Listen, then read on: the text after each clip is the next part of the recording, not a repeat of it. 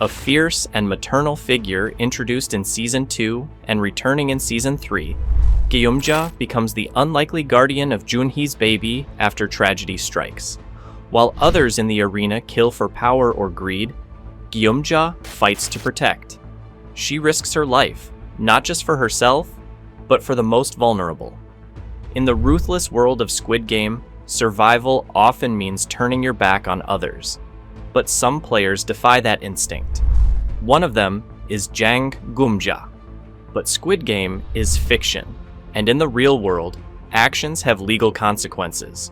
So, let's ask, if Jang Geum Ja survived and faced a courtroom in South Korea, what would her punishment be? Would the law treat her as a hero or hold her accountable for the violence she used?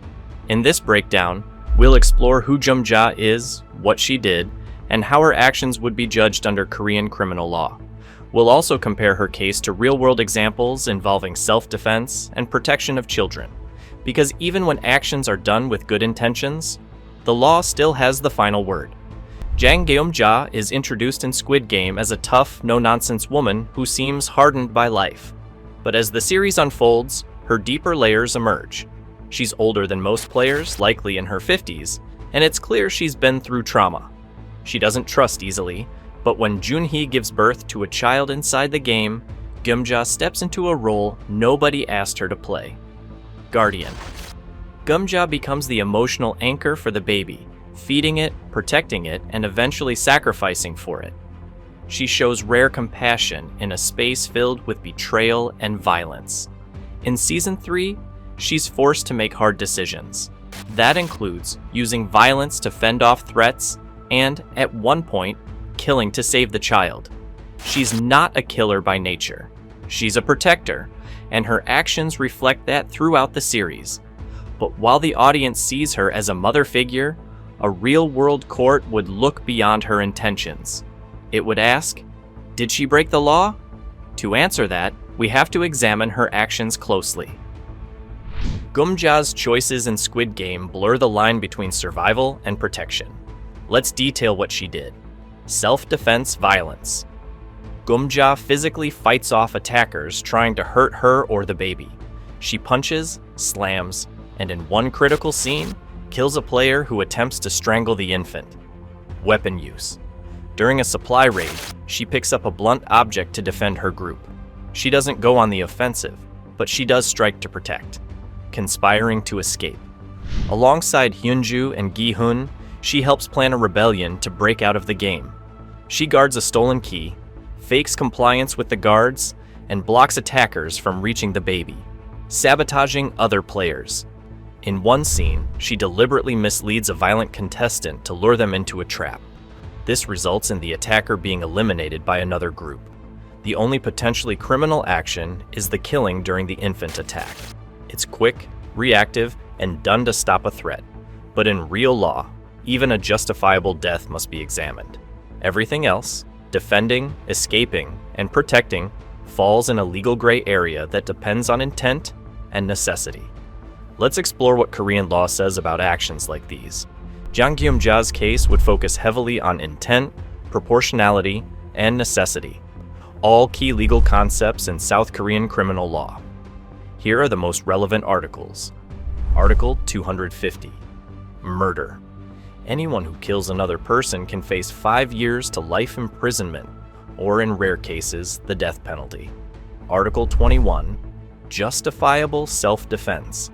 If someone uses force to protect themselves or another person from an immediate and unlawful threat, they are not criminally liable, as long as the force used is reasonable and proportional. Article 22. Excessive self-defense. If the defender goes too far, using more force than necessary, the law may reduce the punishment but does not eliminate it. For example, beating someone after they're already unconscious could still be punished. Article 24. Necessity defense. If a person commits an act, like trespassing or resisting authority, to prevent greater harm, e.g., protecting a child, the act may be considered justified and not punishable. Child protection law. South Korea has strict protections for infants and children. A court may view Geum Ja's role in saving Junhee's baby as a high moral defense, especially since the child was in extreme danger. Bottom line, Korean law allows for strong legal protection for people who use violence in defense of others, particularly children. But everything hinges on whether the force was necessary and proportional. To better understand how courts might rule on Jang Geum Ja's case, let's look at similar real-life legal precedents in South Korea. 1. 2015 Busan subway platform case. A woman intervened to protect a child from a man acting violently. She pushed him away, and he fell and suffered head trauma. Though police investigated, charges were dropped, citing self-defense and child protection. 2. 2017 Ulsan home intruder case. A grandmother used a kitchen knife to stab an intruder threatening her grandchild. Though she inflicted serious injury, the court dismissed charges, saying the danger was real and her response was reasonable. 3.2020 Domestic abuse. Defense case. A mother who attacked her abusive husband during a violent episode while shielding her toddler received only suspended sentence, as the court considered maternal instinct and fear in their ruling. These cases show that South Korean courts weigh the presence of children and the immediacy of danger, recognize that defensive actions under stress may still be morally justified, often choose leniency or dismissal when intent is clearly protective. Geum Ja's situation is highly similar.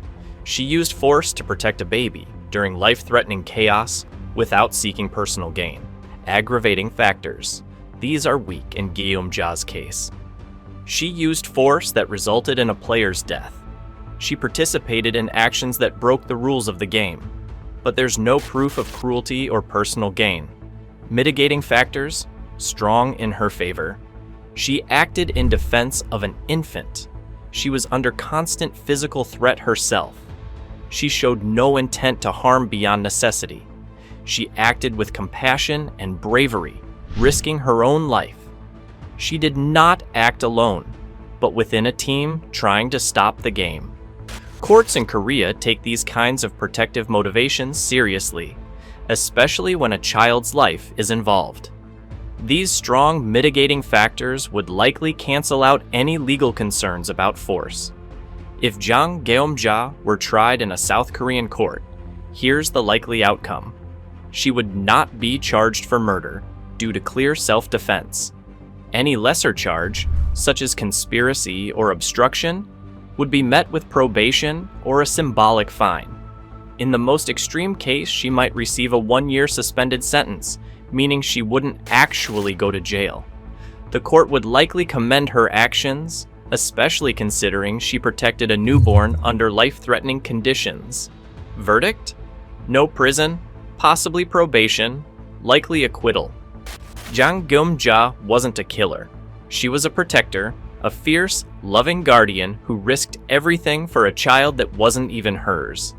In a brutal world like Squid Game, she stood out for her humanity. And in a real courtroom, that would matter. Under South Korean law, her actions would be examined carefully, but ultimately, they would be seen as justified. Her violence wasn't for power, it was for protection. Her instincts weren't criminal, they were maternal. So if she stood before a judge, they'd likely say, "You did the right thing." In the end, the law knows how to punish cruelty, but it also knows how to recognize courage. How long would Jang Geum Ja's prison sentence be? 0 years. No time served. Justice would see her as a hero.